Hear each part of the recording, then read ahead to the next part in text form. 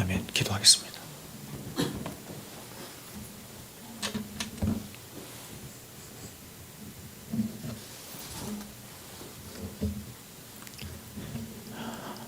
귀하신 성령 하나님 아버지, 이 시간도 우리의 눈을 열어서 진리를 보게 하여 주시고 우리의 귀를 열어서 주의 말씀을 듣게 하여 주시고 우리의 마음 문을 열어 우리 구주 되신 예수님을 우리 마음 가운데 더 환영하고 기뻐하고 더 맞아들이는 시간 되게 하여 주십시오.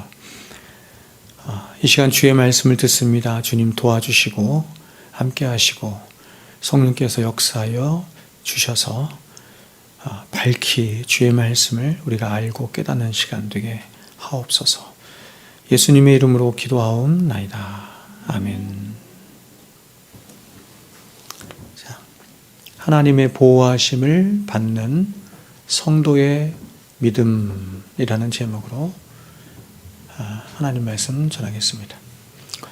자, 여러분, 우리 예수 믿는 사람들은 이 세상에서 어떤 어려움과 어떤 힘든 일이 있다 할지라도 구원에 대한 산소망을 절대로 잃어버리지 않는 사람입니다. 왜냐하면 우리가 지난 시간에 나눈 것처럼 예수 믿는 사람들은 그의 평생의 삶에 하나님의 능력으로 보호하심을 받을 것이기 때문에 그렇습니다. 그러므로 모든 진실한 그리스도인들은 이 세상을 믿음으로 살아가면서 때로 고난으로 인해서 또 시험으로 인해서 침체에 빠지기도 하고 낙심에 빠지기도 하며 침륜에 빠지기도 하지만 그러나 완전히 낙심하고 침륜에 빠져서 하나님을 배신하는 그런 배교에까지는 절대 이르지 않습니다. 그래서 이것을 우리는 지난 시간에 배우기를 성도의 견인이라 이렇게 배웠는데, 그래서 시편 기자는 시편 37편에서 우리들에게 이렇게 말했습니다. 그는 넘어지나 넘어지지 않는다 이렇게 말하지 않죠. 시험과 여러 환난과 고난이 있을 때에 넘어진다는 것입니다. 그는 넘어지나 그러나 아주 엎드러지지 아니하면 여호와께서 그 손으로 붙드심이로다 이렇게 말을 합니다. 또 시편 62편을 보면 이런 말씀도 있습니다. 오직 그만이 나의 반석이시오 나의 구원이시오 나의 요새이시니 내가 크게 흔들리지 아니하리로다. 완전히 엎드러지고 넘어질 만큼 그렇게 크게 흔들리지 않는다 이렇게 말하는 것입니다. 여러분, 이렇게 그리스도인이 중간에 절대로 실패할 수 없는 가장 큰 이유는 뭐냐면 바로 그리스도인들이 받은 구원이라고 하는 것이 너무나 위대하고 너무나 놀랍고 또 너무나 크고 너무나 완전한 구원이기 때문에 그렇습니다. 즉, 이 구원은 사람으로부터 비롯된 구원이거나 혹은 사람 자신 안에서 시작한 구원이 아니라 바로 창세전에 성삼위 하나님 안에서 시작하신 구원이자 성삼위 하나님이 시행하시고 이루시며 완성해 가시는 그런 완전한 구원이다 이렇게 말할 수 있습니다. 그 성경은 이렇게 우리들에게 말씀하죠. 로마서 8장 30절에 또 미리 정하신 그들을 또한 부르시고 미리 정하신 그들을 또한 부르시죠. 부르신 그들을 또한 의롭다 하시죠. 의롭다 하신 그들을 또한 영화롭게 하셨느니라. 정하시고 부르시고 의롭다 하시고 영화롭게 하시는, 이제 이걸 구원의 서정이라고 하잖아요. 구원의 모든 서정을 바로 성삼위 하나님이 주관하시고 계획하시고 또 그걸 주관하시고 하나님께서 이루신다 이렇게 말하는 것입니다. 이렇게 삼위 하나님께서 시작하시고 이루시며 완성해 가실 구원이기 때문에 사도는 절대로 그 구원이 중간에 실패하거나 또 중간에 폐기되는 일이 없다 이렇게 말하는 것입니다. 그래서 로마서 8장에 보면은 굉장히 유명한 구절이 있는데 우리들에게 이렇게 장문에 걸쳐서 우리들에게 우리의 구원에 대해서 이렇게 말씀하는 것입니다. 로마서 8장에 그런즉 이 일에 대하여 우리가 무슨 말을 하리요? 그러니까 로마서 8장이 이제 구원에 관한 말씀인데 이 구원에 관한 일에 대하여 우리가 무슨 말을 하겠느냐? 만일 하나님이 우리를 위하시면, 우리의 구원을 하나님이 우리를 위하시면 누가 우리를 대적하리요? 누가라는 말을 이제 여러 번 반복해서 쓰거든요. 한 4번 정도 반복해서 쓰는데 누가 우리를 대적하겠느냐? 하나님이 위하시는데 과연 누가 대적하겠느냐? 이렇게 말하고, 자기 아들을 아끼지 아니하시고 우리 모든 사람을 내어주신 이가, 위하여 내어주신 이가 어찌 그 아들과 함께 모든 것을 우리에게 주시지 아니하겠느냐? 누가 능히 하나님께서 택하신 자들을 고발하겠느냐? 의롭다 하시는 이는 하나님이시니 누가 정죄하겠느냐? 죽으실 뿐 아니라 다시 살아나신 이는 그리스도 예수시니 그는 하나님 우편에 계신 자요 우리를 위하여 간구하시는 자시니라. 누가 우리를 그리스도의 사랑에서 끊으리요? 누가 우리를 그리스도의 사랑에서 끊을 수 있겠느냐? 그것이 환난이겠느냐? 곤고이겠느냐? 박해나 기근이나 적신이나 위험이나 칼이겠느냐? 기록된 바 우리가 종일 주를 위하여 죽임을 당하게 되며 도살당할 양같이 여김을 받았나이다 함과 같으니라. 그리스도인의 삶에는 이렇게 죽임을 당하게 되고 도살당할 양같이 여김을 받게 된 일들이 있을 수 있다, 이렇게 말하는 것입니다. 그러나 위대한 단어죠. 그러나 이 모든 일에 우리를 사랑하시는 이로 말미암아 우리가 넉넉히 이기느니라. 그러니까 우리가 그 모든 것들을 넉넉히 이길 수 있는 비결이 뭐냐면 우리를 사랑하시는 그분으로 말미암아, 우리를 사랑하신 하나님으로 말미암아 우리가 넉넉히 이긴다, 이렇게 말하죠. 그래서 이렇게 결론적으로 말하는 것입니다.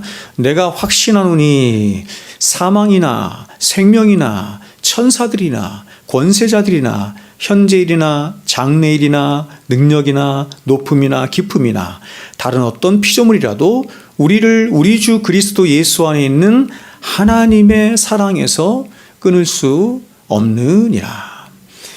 자, 굉장히 위대한 말이지 않습니까? 그런데 여러분, 하나님이 이런 우리의 구원을 위해서 어떤 면에서 우리에게 요청하시는 한 가지가 있어요. 요청하시는 한 가지가 있는데 그것이 뭐냐면 바로 믿음입니다. 믿음.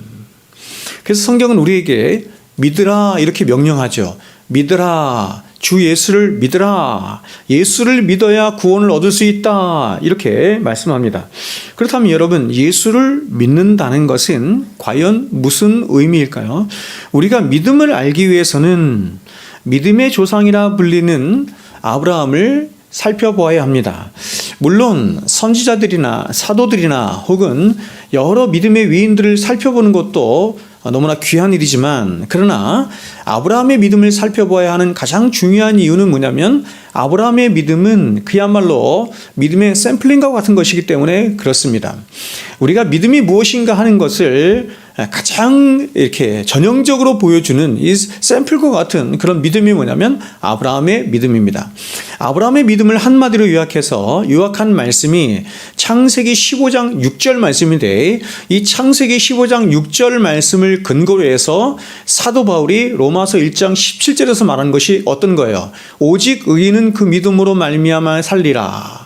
한 이신칭의 믿음, 1장 16절 17절에서 말하는 이신칭의 믿음을, 이 믿음을 어디서 갖고 온 거냐면 창세기 15장 6절에서 갖고 온 거거든요. 아브라함의 믿음을 단정적으로 말해주는 거예요. 요약해서 말하는 거예요. 그 말씀이 바로 이것입니다. 창세기 15장 6절에 아브라함이 하나님을 믿음에 그를 의롭다 여기셨느니라. 아브라함이 하나님을 믿음에 그를 의롭다 여기셨느니라. 이게 이신칭의 믿음의 시작인 거야. 이신칭의 믿음이 시작된 것이고, 이것을 가지고 와서 사도 바울이 로마서 1장 16절 17절에서 오직 의인은 믿음으로 말미암아 살리라, 이렇게 말한 것입니다. 바로 이 믿음이 모든 사람이 예수를 믿어서 구원을 받는 그 이신칭의 믿음의 샘플과도 같은 믿음인 것입니다. 그러니까 성경이 말씀하는 이신칭의 우리의 모든 믿음인데 그 모든 믿음의 근원적인 믿음이 뭐냐면 샘플과 같은 믿음이 뭐냐면 바로 이 창세기 15장 6절에 있는 아브라함이 하나님 믿음에 그를 의롭다 여기셨느니라 이것인 거예요. 그러면 여러분 아브라함의 믿음은 어떤 믿음입니까? 우리가 아는 것처럼 하나님이 아브라함을 갈대아 우르에서 불러내셔서 그에게 엄청난 약속들을 하사하시죠. 이걸 은혜 언약이라고 해요. 하사 언약 그냥 주는 거예요. 아브라함이 요청한 바도 없고 아브라함이 하나님을 찾은 적도 없는데 하나님이 일방적으로 아브라함을 찾아오셔서 그에게 복까지 약속해 주시는 것입니다. 가장 먼저 하나님이 아브라함에게 약속하신 것은 뭐냐면 후사에 관한 약속입니다. 그런데 그 후사가 한 사람의 상속자 정도로 그치는 것이 아니라 그 한 사람의 상속자를 통해서 바닷가의 모래알처럼 그리고 하늘의 별처럼 많은 후사를 주시겠다라고 하는 약속이에요. 이게 첫 번째 약속입니다.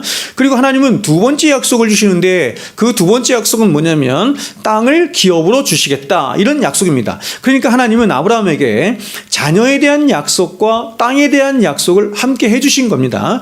그런데 이러한 하나님의 약속을 아브라함이 믿었다는 것입니다. 이런 하나님이 아브라함에게 주신 약속을 아브라함이 믿었다라고 하는데 여기서 아브라함이 믿었다라고 하는 것은 무슨 의미냐면 바로 아브라함 자신은 하나님이 약속해 주신 것들 가운데 단 한 가지도 이룰 수 없는 자인데 그런데 오직 하나님이 약속해 주심으로 그 모든 것들이 하나님을 믿음으로 그 모든 약속들이 이루어질 것을 하나님을 의지하고 믿음으로 믿었다 이런 뜻이죠. 우리가 아는 것처럼 하나님이 아브라함을 75세 때에 부르셔서 그에게 자녀를 주시겠다고 약속하셨지만 아브라함은 이미 그때 생물학적으로 자녀를 낳을 수 없었을 뿐만 아니라 그의 아내 사레 또한 그러한 상태에 있었습니다. 그런데 하나님이 자식을 주시겠다고 하니 이것은 불가능한 것을 하나님이 아브라함에게 약속하신 것이나 마찬가지죠. 더 나아가서 아브라함 자신은 그렇게 자식 한 사람도 낳을 수 없는 자인 것인데 오히려 하나님은 이렇게 말씀하세요. 하늘의 별처럼 바다의 모래알처럼 많은 자녀들, 많은 자손들을 주시겠다고 하시니 더 기가 막힌 노릇이 아닐 수가 없는 것입니다. 불가능한 약속이죠. 그리고 아브라함은 한평생을 땅 한 평 없이 떠돌이로 살았습니다. 갈대아 우르를 떠나서 평생 동안 그렇게 나그네처럼 외국인처럼 떠돌이로 살았던 자였습니다. 그것이 그의 운명이고 그의 삶이었습니다. 근데 하나님은 이런 아브라함에게 가나안 땅 전체를 다 주시겠다라고 약속을 하십니다. 그러므로 아브라함은 자신의 힘과 능력으로는 도저히 자식도 낳을 수 없고 또 땅 한 평도 차지할 수 없는 것인데 근데 아브라함은 이런 자신을 바라보거나 이런 자신을 의지하지 않고 오직 하나님의 약속만을 바라며 그 약속하신 것들이 다 이루어질 줄을 믿은 것입니다. 우리도 똑같죠. 우리도 똑같죠. 그렇죠? 우리의 믿음도 똑같은 거예요. 그래서 바울이 로마서에서 아브라함의 이러한 믿음을 이렇게 말한 겁니다. 로마서 4장 20절 21절에 믿음이 없어 하나님의 약속을 의심치 않고 믿음으로 견고하여져서 하나님께 영광을 돌리며 약속하신 그것을 또한 능히 이루실 줄을 확신하였으니 그러므로 그것이 그에게 의로 여겨졌느니라. 이렇게 말합니다. 다시 한번 읽어드릴까요? 믿음이 없어 하나님의 약속을 의심하지 않고 믿음으로 견고하여져서 하나님께 영광을 돌리며 그러니까 믿음이 있어야 하나님께 영광이 돌려지는 거죠. 히브리서 11장 6절에서 그렇게 말하죠. 약속하신 그것을 또한 능히 이루실 줄을 그가 확신하였으니 아브라함이 확신하였으니 그러므로 그것이 그에게 의로 여겨졌다.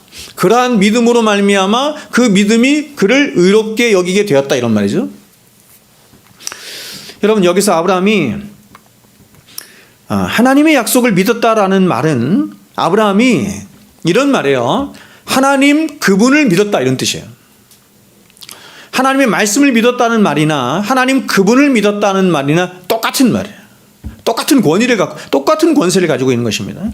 그러므로 아브라함이 하나님을 믿었다라고 하는 것은 아브라함은 자기 자신에 대해서는 믿을 수 없고 나라고 하는 인간은 신뢰할 수 없는데, 그러나 그는 하나님을 믿음으로, 하나님을 신뢰함으로 하나님의 인격과 하나님의 성품과 하나님의 능력과 하나님의 영광을 믿고 의지함으로 하나님이 당신의 이름과 그 이름의 영광을 걸고 그 약속하신 모든 것들을 다 이루실 줄을 믿었다, 이렇게 말하는 것이죠. 시편 23편에 비슷한 말씀이 나오죠. 그 이름의 영광을 위하여 의의 길로 인도하실 줄을 믿습니다, 이렇게 말하는 거죠. 그죠? 시편 23편 몇 절이죠? 그 이름의 영광을 위하여 의의 길로 인도하시는 도다. 그 이름의 영광을 위하여, 나를 바라보면 도저히 안 되죠. 아무런 소망도 없는데 그분 자신의 이름의 영광을 위하여 그분이 열심을 낸다는 거예요. 어떤 열심을? 나를 의의 길로 인도하시는 열심을 내신다는 거예요. 그것을 믿습니다, 이렇게 말합니다. 그러므로 여러분, 기독교가 말하는 믿음과 신앙이라고 하는 것은 그저 아무런 근거도 없이 어떤 긍정의 힘을 믿거나 잘 되는 나를 믿는 게 아니에요. 또 자신의 지식과 의지와 능력을 믿고 의지함으로 뭔가를 믿는다, 이렇게 하는 것도 아닙니다. 믿음은 하나님께로부터 온 것입니다. 은혜도 하나님께로부터 온 것이지만 믿음도 하나님께로부터 온 것이에요. 그래서 믿음이라고 하는 것은 가장 먼저는 믿는 대상이 분명히 있는 것이고, 또 그 믿는 대상의 존재와 인격과 능력을 100% 신뢰하고 믿음으로 그 믿음의 대상이신 하나님이 약속하신 모든 약속까지도 함께 믿는 것을 말하는 거예요. 믿음이 굉장히 많은 것을 포괄하는 거죠. 그러면 우리는 예수님을 믿어서 구원을 받았는데 아브라함은 하나님을 믿었으니 그 믿음이 다른 믿음은 아닌가 하는 의문이 들어요. 그렇죠? 자, 근본적으로 우리가 믿는다라고 하는 것은 사실은 성부, 성자, 성령 하나님을 믿는 거거든요. 성부, 성자, 성령 하나님을 믿는데 우리의 구원이 십자가에서 이루어짐으로 그 믿음을 요약해서 한마디로 말하면 뭐냐면 예수를 믿는다, 이렇게 말하는 거예요. 그래서 우리가 예수를 믿습니다, 이렇게 말하는데 보통 우리가 예수를 믿어서 구원을 얻습니다, 이렇게 말을 하는데 아브라함은 예수를 믿은 것이 아니라 하나님을 믿은 거거든요. 그러면 그 믿음은 다른 믿음이 아닌가, 다른 믿음이 아닌가 하는 의문을 가질 수 있는 것입니다. 여러분, 아브라함이 하나님을 믿음에라고 하는 것은 하나님이 약속하신 모든 것을 믿었다라고 하는 말인데, 근데 이 약속의 말씀 속에는 하나님이 아브라함에게 네 씨를 통해서 천하 만민이 구원을 받게 될 것이다 라고 하는 의미가 함께 포함되어 있는 것이고, 그 약속이 포함되어 있는 것이고, 그 씨가 바로 예수 그리스도 씨라고 하는 것을 믿었다라고 하는 의미가 되는 거죠. 그러므로 아브라함이 하나님을 믿었다라고 하는 말은 아브라함이 하나님의 약속을 믿었다라는 말이 되는 것이고, 그 하나님의 약속의 본질적인 의미가 뭐냐면 바로 예수 그리스도에 대한 약속을 믿었다라고 하는 의미인 것이므로, 결국은 아브라함이 하나님을 믿었다라고 하는 것과 우리가 예수를 믿는다라고 하는 말은 똑같은 것이에요. 같은 의미가 되는 것입니다. 그래서 우리 믿음의 선지자들은 많은 연구를 한 끝에 우리가 예수를 믿는다라고 할 때 그 믿음이 아브라함의 믿음이건 바울의 믿음이건 혹은 히브리서 11장에 나타난 수많은 믿음의 선지자들의 믿음이건 혹은 우리들의 믿음이건 그 믿음이 가지는 공통된 세 가지 요소들이 함께 있어야 함을 말한 거예요. 그러니까 아브라함의 믿음 따로 있고 노아의 믿음 따로 있고 우리들의 믿음은 이렇게 현대를 살아가니까 좀 작아도 되고 그런 것이 아니라, 모든 믿음은 그 크기에 있어서는 좀 다를 수 있지만 본질에 있어서는 똑같은 것입니다. 똑같은 것입니다. 그 믿음을 주시는 성령 하나님도 똑같은 것이고, 그 믿음을 일으키신 예수 그리스도의 은혜와 능력도 똑같은 것이고, 그 믿음을 우리에게 주시기로 계획하시고 작정하시고 이루어가시는 하나님의 능력도 똑같은 것이고, 그래서 믿음은 똑같은 거예요. 근데 그 믿음 안에는 세 가지 요소가 있다는 것이에요. 세 가지 요소가. 이거 우리가 많이 나눈 거죠. 세 가지 요소는 이런 것입니다. 바른 지식과 두 번째는 동의, 그리고 세 번째가 신뢰입니다. 지식, 동의, 신뢰, 이렇게 말을 해요. 즉 이 세 가지 요소가 다 있어야, 이 세 가지 요소가 다 있어야 참된 믿음이에요. 신앙감정론에서 그때 박장욱 목사 오셨을 때 잘 말씀해 주셨죠? 잘 말씀해 주셨는데, 이 세 가지 요소가 다 있어야 참된 믿음이야. 이 세 가지 요소 중에서 두 가지만 있어도 되고, 한 가지만 있어도 안 되고, 두 가지만 있어도 안 되고, 세 가지가 반드시 있어야 됩니다. 그것이 바로 구원을 얻는 믿음이다. 이렇게 성경이 말씀하는 것입니다. 왜냐하면 그 이유는 이런 것입니다. 믿음이라고 하는 것은 관계적인 것을 말하는 거예요. 내가 누구를 믿는다, 하나님을 믿는다, 누구를 믿는다, 관계적인 걸 말하는 것이죠. 관계적인 것을 의미하는 것이기 때문에 참된 믿음은 전인격적인 관계를 갖는 믿음을 말하는 것이므로, 그렇죠? 인격을 구성하는 이 세 가지 요소들, 지정의죠. 이것이 믿음 안에 다 있어야 참된 믿음이 될 수 있음을 말하는 것입니다. 그래서 성경에 나와 있는 모든 믿음의 위인들은 다 한결같이 이러한 전인적인 믿음을 다 소유하고 있었던 것입니다. 그렇다면 이 세 가지 요소를 한번 간단하게 살펴볼까요? 먼저 믿음은, 가장 먼저는 참된 지식을 요구합니다. 이것은 절대적인 것입니다. 지식이 없는 믿음은 가짜예요. 믿음에는 믿어야 할 분명한 내용이 수반되는 것입니다. 내용이 없는 믿음은 공허한 것입니다. 그렇다면 여러분, 그 믿음의 내용이라는 것은 어떤 내용을 말하는 것입니까? 그것은 이렇습니다. 가장 1차적으로는 믿음의 대상에 대한 지식이에요. 믿음의 대상. 그렇죠? 우리의 믿음의 대상은 성부, 성자, 성령이시기 때문에 바로 성부, 성자, 성령이 어떤 분이신가, 어떤 인격을 가지셨는가, 어떤 능력을 가지셨는가, 어떤 본질을 가지신 분이신가 하는 것에 대한 지식이에요. 이 성부, 성자, 성령 하나님에 대한 그 지식을 한마디로 말하면 뭐라고 말할 수 있어요? 성부, 성자, 성령 하나님은 하나님이십니다. 이것이죠. 하나님이십니다. 그분들은 하나님이십니다. 내가 믿는 분은 하나님을 믿는 것입니다. 이렇게 말하는 거예요. 성부 하나님도 하나님이시고, 성자 하나님도 하나님이시고, 성령 하나님도 하나님이십니다. 이걸 믿는 거예요. 근데 한 가지가 더 있어야 돼요. 예수 그리스도를 믿을 때는 양성을 믿는 것입니다. 예수 그리스도는 하나님이시면서 인간이십니다. 참 사람이십니다. 이걸 믿어야 돼요. 왜냐하면 이것이 우리의 구원과 직접적으로 연관된 것이기 때문에. 두 번째는 뭐냐면, 이렇게 저와 여러분이 믿는 성부, 성자, 성령 하나님이 과연 이것입니다. 나와 무슨 관계가 있는가 하는 것입니다. 그분이 하나님이셔도 나와 관계가 없으면 아무런 일도 안 일어나죠. 나와 무슨 관계가 있는가 하는 것입니다. 즉 저와 여러분이 믿는 성부, 성자, 성령 하나님이 과연 나를 위해서 무슨 일을 하셨고, 무슨 일을 하고 계시고, 앞으로 무슨 일을 하실 것이기에, 그래서 나와 어떤 관계가 있는 것인가 하는 것입니다. 그분들이 나와 무슨 일을 하셨기 때문에 관계가 있는 거야. 그분이 나를 창조하셨기 때문에, 그렇죠? 창조주와 피조물로서의 관계가 있는 것이고, 그분이 나를 위해서, 그렇죠? 독생자를 보내시고 독생자께서 나를 위해서 죽으시고 하시는 그런 모든 일이 있었기에 구원자로서, 그렇죠? 죄를 용서받아야 할 죄인으로서 관계가 있는 거예요. 그래서 이러한 지식들을 우리는 뭐라고 부르냐면 복음이라고 불러요. 복음, 성부, 성자, 성령께서 우리를 위해서 하셨고 하고 계시고 앞으로 하실 일, 그것을 복음이라고 하는데, 이 두 번째 지식이 바로 복음에 대한 지식입니다.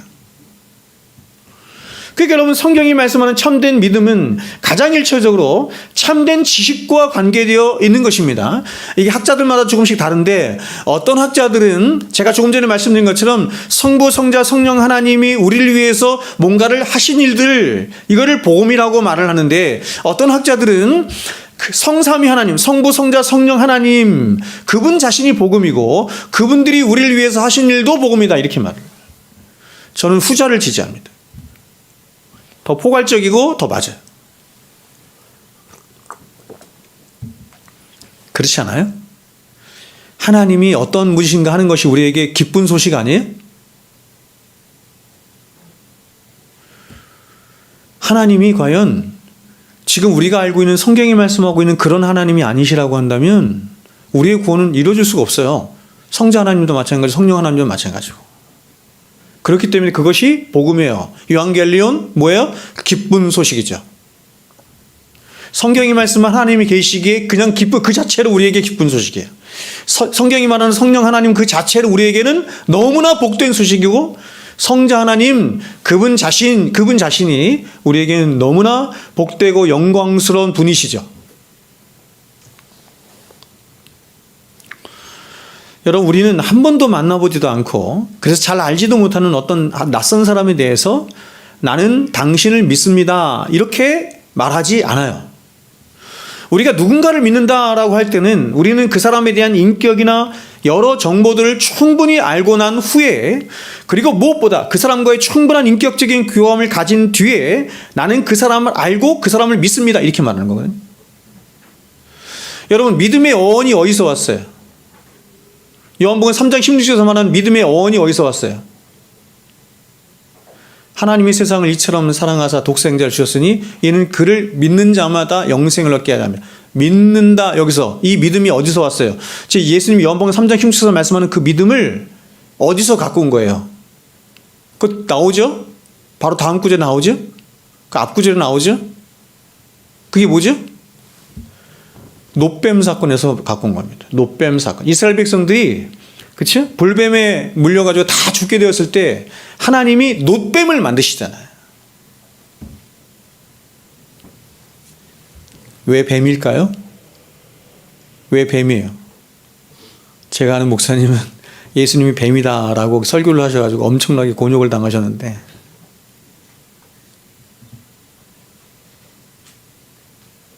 놋뱀이 예수님 상징하는 거잖아요. 그렇죠? 그래서 예수님을 뱀이라고 말하는 거예요. 징그러운 뱀. 왜 놋뱀일까요? 놋이라고 하는 것은 우리가 성막에서 살펴봤던 것처럼 제단이 놋으로 만들어졌죠. 그렇죠? 네?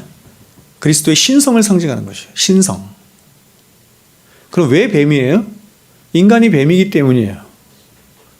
인간이 뱀이죠? 그래서 그 뱀을 상징하는 놋뱀이 예수 그리스도인 우리를 대표해서 높이 들리신 거예요. 높이 들리신 것이죠.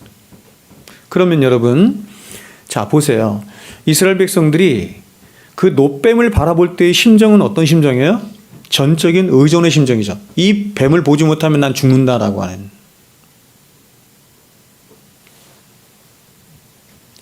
그러니까 여러분 지금 이게 똑같은 거예요. 우리가 인격적인 것이죠. 하나님을 믿는다, 예수 그리스도를 믿는다라고 할 때 이건 인격적인 구감을 말하는 것인데 어떻게 해야 그렇게 내가 전적인 의존의 마음을 가지고 그분을 믿겠어요? 나는 이분이 아니면은 이 사람과의 이런 절대적인 관계가 아니면 난 죽을 수밖에 없다라고 하는 그런 절대적인 의존의 마음이 어떻게 생기겠어요? 대충 알아서 되겠습니까? 안 되는 거예요. 저는 여러분 오늘날 교회 안에 있는 굉장히 많은 사람들이 하나님을 충분히 알지 못한 채 믿는다 이렇게 생각해요. 정말로 그렇게 자신의 영원한 생명을 구원할 만큼 그분이 그러한 분인가라고 하는 것에 대한 충분한 지식이 없이 믿는 거예요. 그렇지 않아요? 너무나 단순하게 믿잖아요. 그분이 누구인지도 알아볼 생각도 하지 않고 아는 것에 사실 별로 관심도 없고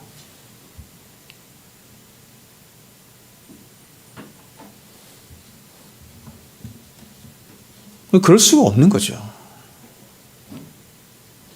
그건 거짓 믿음일 가능성이 많은 거예요. 예전에 제가 필리핀에 가서 선교를 간 적이 있는데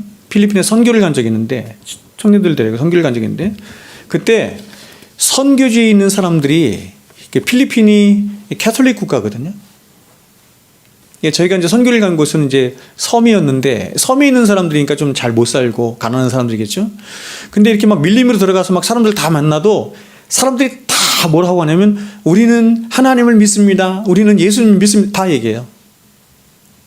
카톨릭이 90% 이상이 캐톨릭 신자라고 하더라고요. 그러면 여러분 그 사람들이 정말로 예수를 믿는가? 라고 할 때 퀘션이 붙어요. 그들이 예수를 믿는다고 하는 것은 그냥 그 나라 전체가 카톨릭 국가이기 때문에 그냥 태어나서 자라면서 성당이나 교회를 거의 다녀본 적도 없어. 집에 가면 성경책 한 권도 없어요. 그냥 그들은 습관적으로 혹은 전통을 쫓아 우리는 예수를 믿습니다 하는 거예요. 무슬림들도 마찬가지죠.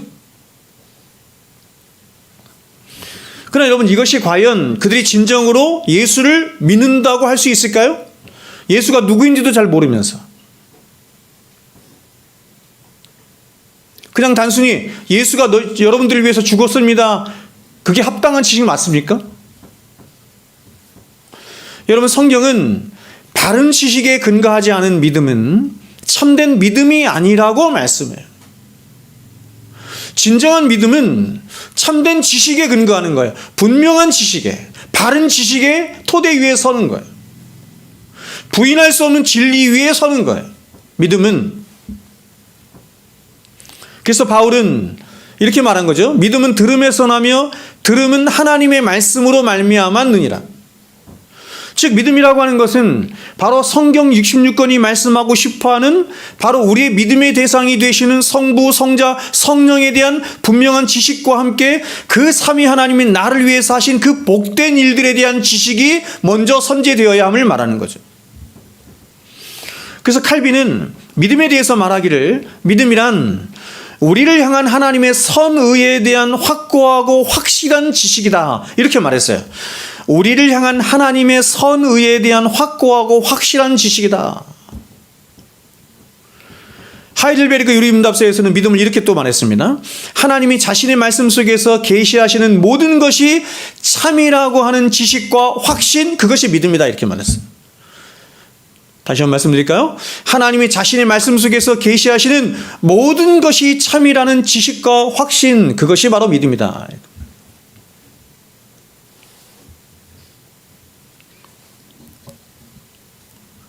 넓게 말하면 믿음은 뭐냐면 성경 전체를 다 믿는 거죠. 성경이 하나님의 말씀이라고 하는 그 믿음에서부터 출발하는 거겠죠. 그렇죠? 성경이 말씀하고 있는 모든 것을 믿는 거예요. 성부, 성자, 성령 하나님만 믿는 것이 아니라 성부, 성자, 성령 하나님께서 이루신 구속의 일이죠. 그게 다 성경에 기록된 그 일이니까 그거를 믿는다, 이렇게 말하는 거예요. 근데 참된 믿음은 이러한 참된 지식만으로 만족하지 못하고 더 많은 것을 요구하는데, 그 두 번째 믿음의 참된 요소가 뭐냐면 동의입니다. 동의. 네, 그렇습니다 하는 것입니다.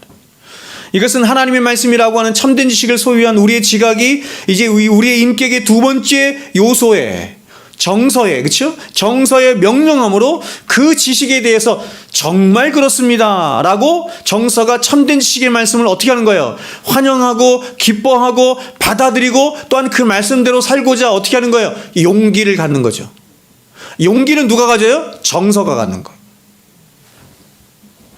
그러므로 이 동의는 우리의 정서가 지식과 함께 하는 것으로 하나님의 말씀에 대한 더 큰 확신을 갖도록 하고 더 전심을 다해서 믿도록 하는 것을 의미하는 것입니다.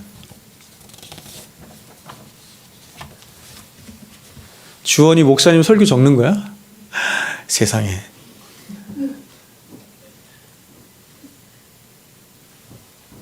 참 아들 하나 잘 뒀네.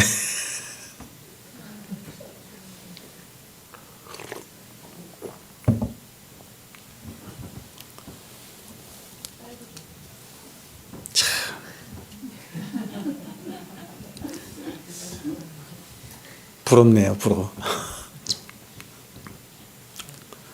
자, 이게 두 번째 요소고, 마지막 세 번째 요소가 있어요. 이것만으로 안 되는 거예요. 그러니까 지식도 있고 동의도 돼. 그렇다고 해서 참된 믿음이라고 말하지 않는다. 지식만 있는 믿음이 얼마나 많습니까? 지식과 동의까지 가는 믿음이 얼마나 많이 있습니까? 지식과 동의만 해도 오늘날 굉장히 좋은 믿음이라고 말하지 않아요? 근데 그것으로 안 된다는 거예요. 하나가 더 있어야 되는데 그게 뭐냐면 바로 뭡니까? 신뢰입니다. 신뢰. 이것은 어떤 면에서 믿음의 가장 중요한 측면으로 이것입니다. 동의를 넘어서 이제 의지와 순종을 포함하는 뿌리 박힌 확신을 말하는 거예요. 쉽게 말해서 우리 안에 있는 믿음이 이것입니다. 얼마나 진실성이 있는 믿음인가, 혹은 얼마나 신뢰하는 믿음인가 하는 것을 말하는 것입니다. 네 안에 있는 믿음이 진짜니 묻는 거예요. 진짜니 이렇게 묻는 거예요. 신뢰할 만한 거냐 이렇게 묻는 것입니다. 그래서 이 신뢰는 우리 영혼 안에 믿음의 뿌리가 박히고 터가 굳어진 상태로 우리 인생에 많은 어려움이 오고 고난이 찾아와도 흔들리지 않고 자신과 자신의 생명을 자신의 믿음의 주가 되시고 그 자신을 온전케 하실 예수 그리스도께 그런 자신의 영혼을 의탁하고 맡기는 데까지 나아가도록 하는 뿌리 깊게 하는 것이 바로 믿음이에요. 이 신뢰의 믿음이에요. 이러한 신뢰의 믿음, 즉 진실한 믿음인데 이것은 예수 그리스도의 전인격적인 관계 가운데 있어지는 깊은 인격적인 설복과 함께 그분을 향한 한없는 두려움과 사랑이 만들어낸 믿음이에요. 여러분, 인격적인 설복은 절대로 율법으로 이루어지지 않습니다. 아무리 그렇게 율법으로 때리고 그렇게 정죄하고 한다 할지라도 절대로 설복하지 않아요. 사람이 전인격적으로 설복하는 것은 어떤 때 설복하냐면 사랑이 설복해 하는 거예요. 사랑이. 따라서 이러한 믿음은 반드시 그리스도를 향한 사랑과 그분을 향한 자발적인 순종을 수반하도록 만듭니다. 그분을 위해서 살고 싶은 거예요. 그분의 말씀에 순종하는 것을 자신의 양식처럼 삼는 거예요. 기쁨으로 삼는 거예요. 그분의 말씀에 순종하지 못하고 살아가는 것을 자신의 가장 큰 아픔으로 삼는 거예요. 왜요? 그분을 사랑하기 때문에. 그래서 갈라디아서 바울은 성령 안에 역사하는 참된 믿음을 사랑으로 역사하는 믿음뿐이다 이렇게 말했어요. 사랑으로 역사하는 믿음뿐이다 이렇게 말해요. 바로 우리 안에서 역사하는 진짜 우리를 구원하는 믿음이 뭐냐면 바로 사랑으로서 역사하는 믿음뿐이라는 것입니다. 즉 우리가 예수 그리스도를 진정으로 알게 되고 믿어서 참된 신앙에 이르게 되면 그 신앙은 반드시 뭘 낳게 된다는 거예요? 위로 하나님을 사랑하고 옆으로 사람을 사랑하도록 하는 참된 행함을 낳도록 한다. 그게 행함이야.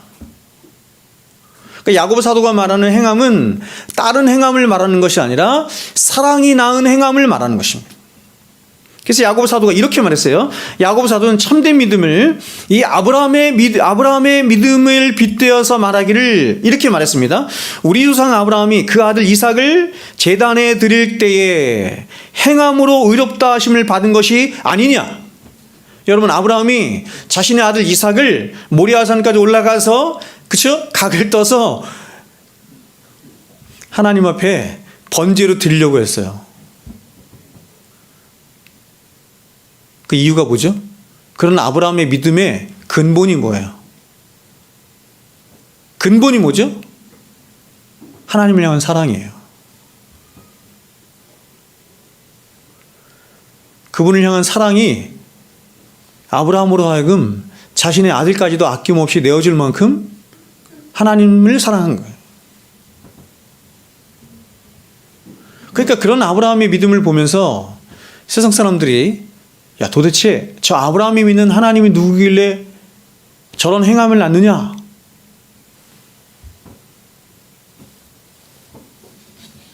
그래서 결론은 이렇게 말합니다. 야고보 사도가 내가 보거니와 믿음이 행함과 함께 일하고 행함으로 믿음이 온전케 되었는지라. 여러분, 이름도 없이 빛도 없이 죽어간 수많은 믿음의 사람들을 한번 보십시오. 그렇죠? 수많은 사람들이 순교 현장으로 끌려간 그 사람들을 한번 보세요. 그 사람들 왜 그렇게 했겠어요? 이름도 없이 빛도 없이 세상의 모든 영광 다 버리고 왜 선교지로 가고 왜 순교 현장으로 가고 왜 그렇게 자신을 다 주님 앞에 불태우는 삶을 살았어요? 이유가 뭐예요?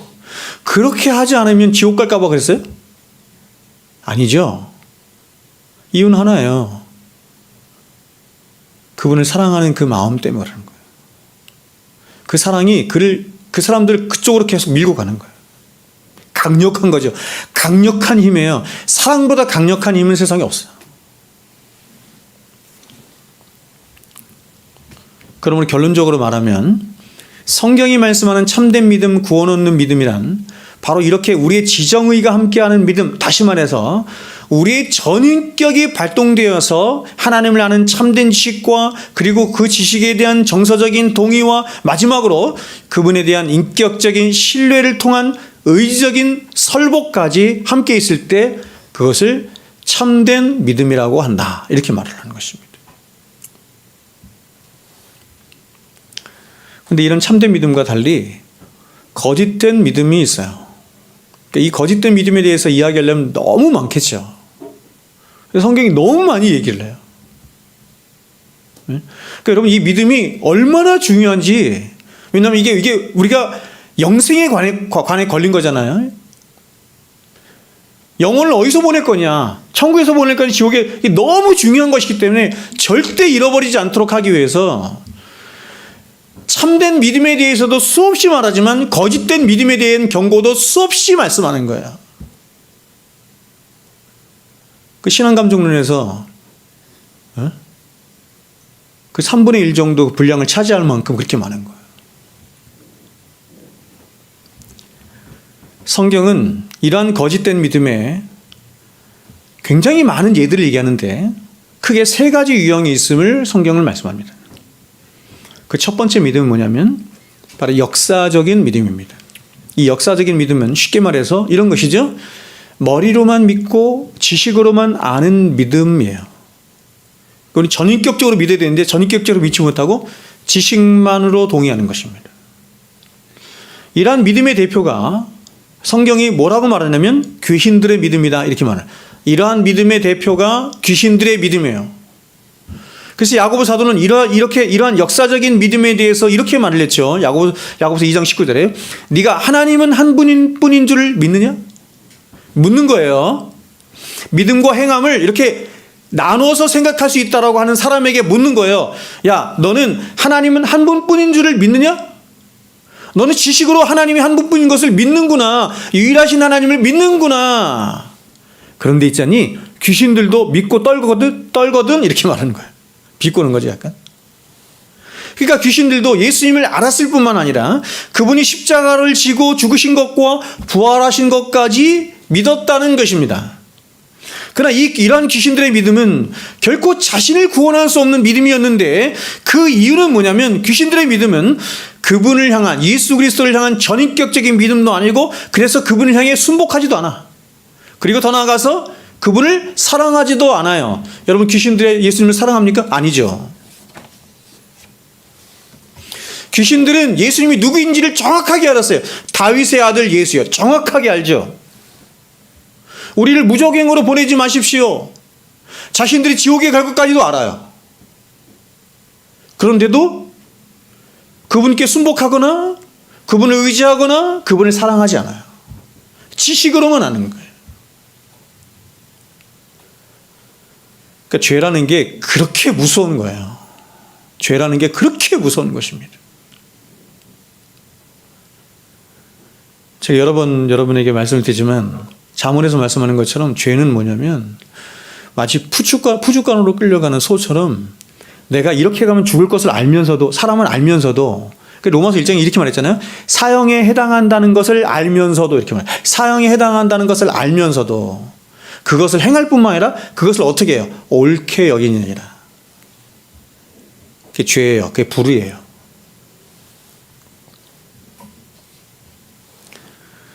두 번째 잘못된 믿음이 있는데 그것은 뭐냐면 일시적인 믿음입니다. 일시적이요. 잠시 있는 믿음이에요. 이 믿음은 복음을 지식으로 믿었고 그 지식으로 인해서 어디까지 나간 거냐면 기쁨까지 생긴 거예요. 그러니까 여러분 아까 제가 믿음의 3요소를 말했을 때 이 일시적인 믿음은 어디까지 간 거예요? 지식과 동의까지 간 거죠. 그런데 이 믿음이 뿌리가 깊지를 못해. 그렇죠? 아까 신뢰하는 믿음까지 가야 뿌리를 내리는 거라 그랬잖아요. 그래서 뿌리를 내질 못한 거예요. 그래서 어려움과 환난이 생길 때 인내하질 못해요. 버틸 수가 없어. 이런 믿음은. 그래서 믿음을 포기하고 배교하는 일이 생겨요. 마치 데마처럼. 데마는 세상을 사랑하여 데살로니가로 갔고 이러한 믿음을 잘 보여주는 예가 바로 씨 뿌리는 비유에서 주님이 말씀하신 돌짝밭이나 가시밭과 같은 마음의 믿음이에요. 주님이 이 돌짝밭과 가시밭에 대해서 이렇게 말씀하십니다. 마태복음 13장에 돌밭에 뿌려졌다는 것은 말씀을 듣고 즉시 기쁨으로 받되, 그렇죠? 말씀을 받았어요. 지식으로도 받고 또 기쁨까지 생겼네. 그 속에 뿌리가 없어요. 견고하게 서지를 못했어요. 그래서 잠시 견디는 듯 보여. 그러나 말씀으로 말미암아 환난이나 박해가 일어날 때에는, 그 말씀으로 말미암아라는 말은 무슨 뜻이에요, 여러분? 말씀이 시험한다는 뜻이에요. 하나님의 말씀이 시험한다는 뜻입니다. 광야가 히브리어로 데바르거든요. 말씀이 히브리어로 뭔지 아세요? 다바르예요. 같은 어원에서 왔어요. 그러니까 광야는 뭐 하는 것이에요? 말씀을 듣는 것이에요. 말씀이 있는 것이에요. 광야는 뭐 하는 곳이에요? 시험 받는 곳이에요. 말씀은 우리를 시험해요. 네가 진짜인지 가짜인지 말씀이 우리를 시험해요. 그래서 말씀으로 말미암아 이렇게 말하는 거예요. 말씀으로 말미암아 환난이나 박해가 일어날 때에는, 그러니까 말씀이 우리에게 어떤 면에서 뭘 준다는 거예요? 광야로 인도해서 우리에게 환난과 박해를 준다 이렇게 말하는 거예요. 곧 넘어지는 자요 가시떨기에 뿌려졌다는 것은 말씀을 들으나, 이 보세요, 세상의 염려와 재물의 유혹에 말씀이 막혀 결실을 못하네요. 여러분, 이러한 믿음은 말씀을 듣고 받아서 그 말씀으로 인해서 잠시 기뻐하고 환영하며 감동도 해. 그런데 이러한 믿음에 환난이 오고 핍박이 오고 또한 세상의 염려와 재물의 유혹이 오자, 이러한 믿음은 생명이 없기 때문에, 생명이 없다는 뭐냐면 뿌리가 내리지 못했다는 거예요. 뿌리가 내리지 못함으로 시험을 견딜 재간이 없는 거예요. 그래서 믿음이 포기가 되는 것입니다. 즉, 이런 믿음을 가진 사람은 주의 말씀을 들을 때는 마치 자신이 그러한 사람이라도 된 것처럼 말씀에 동의하고 기뻐하며 환영까지 하는 것입니다. 근데 주님이 나를 따라오려거든 자기를 부인하고 자기 십자가를 지고 나를 따르라 라고 하시며, 실제적인 그의 믿음의 삶에서 자신을 부인해야 할 것과 자신의 십자가를 지고 따라야 할 것을 말씀하시자, 이러한 믿음은 뿌리가 깊지 못함으로 결국 아무런 열매도 결실치 못하고 잎만 무성한 모처럼, 무화과 나무처럼 잎만 무성한 거예요.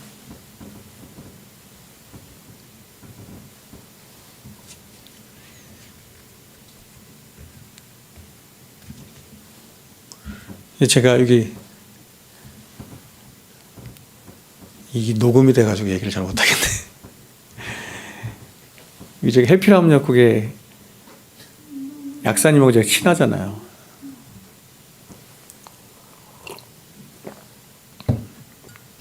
가끔 제 설교도 들으시고 그러는데, 지난번에는 한번 갔더니 저한테 이렇게 약간, 제가 이제 가면 이제 좀 시간이 되면 제가 이렇게 말씀을 좀 전하고 오거든요. 하나님 말씀 전하고 오는데 굉장히 잘 들으시는데, 그날은 약간 푸념 섞인 말씀을 저한테 하시면서 제가 그날 믿음에 대해서 좀 얘기를 한 것 같아요. 믿음이 어떤 믿음이 진짜 믿음인가, 진리가 어떤 것인가, 이런 것들을 얘기를 하는데 약간 푸념 섞인 말씀을 하시면 이런 말씀을 하시더라고요.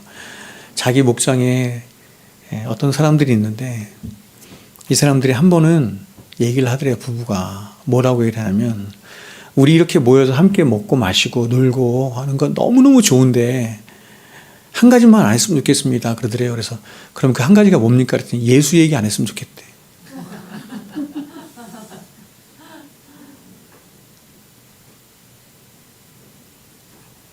너무 슬픈 일이죠. 그래서 이제 논리가 뭐냐면, 그런 사람들이 교회 안에 너무 많기 때문에, 그 권사님 말씀에 의하면 너무 많다는 거예요. 그래서 그 사람들을 위해서 그 사람들에게 맞는 말씀을 하고, 그 사람들의 수준에 맞는, 그 사람들에게 포커스에 맞춘 그런 걸 해야 된다, 이렇게 논리를 펴나가요. 그래서 교회가 이 모양이 된 겁니다. 제가 그런 말씀을 드렸죠. 여러분, 가짜를 1000명, 10,000명 앉혀놓으면 뭐예요? 그렇지 않습니까? 그래서 하나님이 욕을 당하는 거예요. 그래서 하나님이 교회 안에 있는 수많은 이스마엘로 말미암아, 교회 안에 있는 수많은 바리새인들로 말미암아 우리 주님이 욕을 당하시는 거죠. 세 번째, 거짓된 믿음이 있는데 그것은 바로 기적적인 믿음이에요. 여러분, 예수님이 이 땅에 오셔서 많은 이적과 기적을 일으킨 것을 믿고 또 그러한 이적이나 기적들을 보세요. 신비주의적인 믿음이죠. 자신의 믿음의 중심에 놓는 거예요. 그게 믿음의 중심이고 믿음의 핵심이라고 믿는 거예요. 그래서 이런 사람들은 이러한 기적이나 이적들을 많이 경험한 사람들이에요. 그러나 이에 대해서 주님이 이렇게 단호하게 말씀하십니다. 들어보세요. 그날에 많은 사람이 나더러 이르되 주여 주여 우리가 주의 이름으로 선지자 노릇하며, 저에게 말씀하시는 거죠. 그죠? 제일 무서운 말씀이에요. 선지자 노릇하며 말씀을 전했다는 거예요. 목사가 됐다는 얘기죠. 주의 이름으로 귀신도 쫓아냈네요. 주의 이름으로 많은 권능도 행하지 아니하였나이까? 이 사람들이 자신이 구원받을 수 있는 근거를 뭘 갖고 온 거냐면 이렇게 말한 거야. 주여 주여 한 거예요. 첫 번째는 주여 주여 신앙 고백한 거죠. 두 번째는 뭐냐면 주의 이름으로 해요. 석가모니 이름으로 한 것도 아니고 다른 이름으로 한 것도 아니고 주의 이름으로 말씀을 내가 전했다는 거예요. 내가 말씀을 전해서 수많은 사람들이 은혜 받고 수많은 사람들이 구원을 받았다는 거예요. 세 번째, 주의 이름으로 귀신까지 쫓아냈네요. 주의 이름으로 많은 권능까지 행했습니다. 이런 걸 가지고 온 거야. 이런 걸 가지고. 그때 내가 그들에게 밝히 말하되, 우리 주님이 밝히 말하되, 내가 너희를 도무지 알지 못하니 불법을 행하는 자들아 내게서 떠나가라. 여러분, 지금 이 주님의 말씀에서 구원이 무엇인가라고 하는 것을 예수님께서 이렇게 힌트하여 말씀하시는 거예요. 이렇게 보죠. 그들에게 밝히 말하되 내가 너희를 도무지 알지 못하니. 여러분, 이 사람들 왜 구원 못 받았어요? 주님이 그들 알지 못하기 때문이에요. 알지 못한다는 건 무슨 뜻이에요? 관계가 없다는 거예요. 알지 못하는 것. 그렇죠? 그래서 여러분, 요한복음 17장에서 이렇게 말했잖아요. 영생은 유일하신 참 하나님과 그가 보내신 자 예수를 아는 것이니라. 구원의 서정에 소명, 중생 이런 거, 소중회신, 칭수성견 제가 말하죠. 이런 모든 구원에 관한 여러분 이 교리가 다 하나로 연결되어 있는데 뭐냐면 다 뭐와 연관된 거냐면 관계적인 거예요. 관계적인 거예요.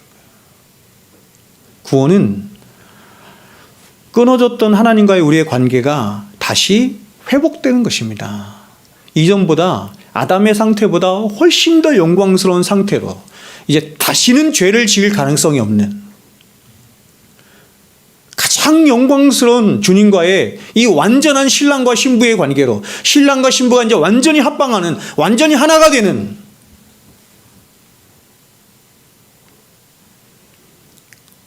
그래서 여러분 열천의 비유를 제가 여러분에게 그렇게 말씀드렸죠. 열천의 비유가 지금 우리가 사는 이 시대를 향해서 말하는 거죠. 열천의 비유, 그렇죠? 그러니까 이스라엘 백성들의 혼인이 어떠냐면 약혼식을 하고 그걸 정혼이라고 해요. 정혼을 하고 그래서 예수님의 부모님이 누구죠? 요셉과 마리아가 정혼한 다음에 떨어져 있잖아요. 떨어져 있는 기간이 있는 거예요. 1년에서 2년 정도 됩니다. 1년에서 2년 정도 떨어져 있고 그리고 나서 그러면 1년 2년 동안 뭐 하냐면 신랑은 신부 맞을 준비를 하고 신부는 거룩한 신부로 준비되어 가는 거예요. 준비가 가는 거예요. 그리고 나서 1년이나 2년 있다가 합방을 하는 거거든요. 지금 우리는 뭐 하는 기간이냐면 요 기간인 거예요. 그래서 슬기로운 다스처녀, 어리석은 다스처녀가 바로 요 기간에 있는 신부들을 말하는 거예요. 우리를 말하는 거예요. 그래서 신부된 우리가 해야 할 것이 뭐냐? 신랑 되신 예수님을 만나게 해서 완전히 합방하기까지 우리를 거룩한 신부로 단장하고 준비하는 기간인 거예요. 그게 지금 우리가 살아가는 이 세상인 거죠. 오늘 말씀을 맺겠습니다. 여러분 예수님 어떻게 믿고 있습니까? 제가 지금 제가 여러분에게 지금 말씀드리는 이런 원리들이죠. 이 원리들인데 이런 거를 신학대학원에 가면 배워요. 신학대학원에 가면 이제 교의학을 배울 때 교의학 중에서 이제 특별히 구원론 이런 걸 배울 때 믿음이 뭐냐, 회개가 뭐냐, 믿음의 3요소가 뭐냐, 지정의다. 회개의 3요소가 뭐냐, 지정의다. 이런 거를 배워요. 이런 걸 이렇게 배우는데 나와서 목회를 해서 사람들이 가르칠 때는 이렇게 안 가르친다는 거죠. 아니면 가르치더라도 메말은 교의적으로만 가르치는 것이죠.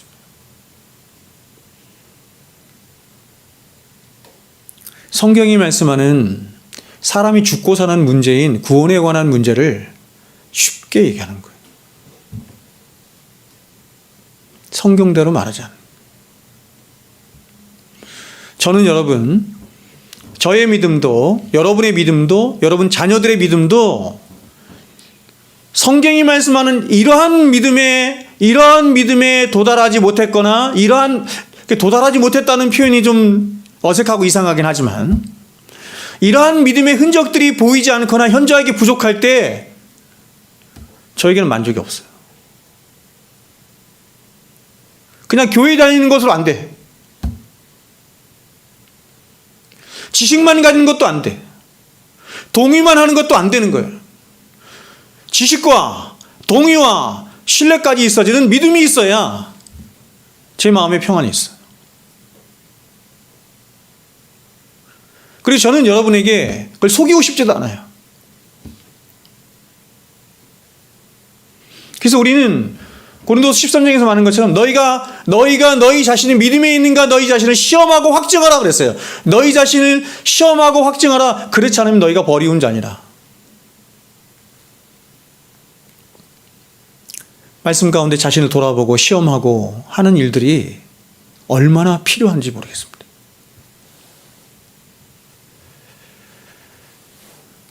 저는 주님 오시는 날 수많은 영혼들이 앞서 말씀드린 역사적이고 일시적이며 기적적인 믿음을 가지고 참된 재판관 되신 우리 주님 앞에 서서 결국 수치를 당하는 일이 수없이 일어날 것이라고 저는 믿어요. 그때 그들은 크게 당황한 모습으로 아마도 주님을 향해서 이렇게 말할 것 같습니다. 주여, 주님, 우리가 주의 이름으로 선지자 노릇했습니다. 주의 이름으로 귀신도 쫓아내고 주의 이름으로 많은 권능도 행했습니다. 아마 이렇게 말할 거예요. 아니면 어떤 사람은 이렇게 말했겠죠. 주님, 내가 정말 교회 열심히 다녔고요. 주일 성수 열심히 했고요. 11조도 열심히 했고요. 교회 사람 봉사 다 앞장서서 했어요. 아무 소용없어요. 그때 가서 아무리 이런 말을 하고 후회해봐야, 그때 가서 성경을 뒤적거려봐야 소용없어요. 자기 소견에 오른 대로 믿으면 안 되고 성경이 말씀하는 원리대로 믿어야, 그렇죠? 믿어야. 오늘 베드로전서 1장 5절에서 말하는 것처럼 보세요. 너희가 말세에 나타나고 예비하신 구원을 얻기 위하여 믿음으로 말미암아 하나님의 능력으로 보호하심을 받았느니라. 하나님이 우리를 끝까지 보호하시는 방법이 뭐냐면 믿음으로 말미암아요. 그 믿음을 주어서 흔들리지 않는, 결코 포기되지 않는 그 믿음을 주어서 보호하시는 것입니다. 바라기는 여러분, 저와 여러분 안에, 그리고 우리 자녀들 안에, 우리 모두가 사랑생교회 안에 있는 모든 성도들이 이러한 믿음 가운데 주님 맞을 준비를 하고 이런 믿음 가운데 교회를 세워나가고 우리 가정을 세워나갈 수 있기를 주의 이름으로 축원드립니다. 기도하겠습니다. 아멘.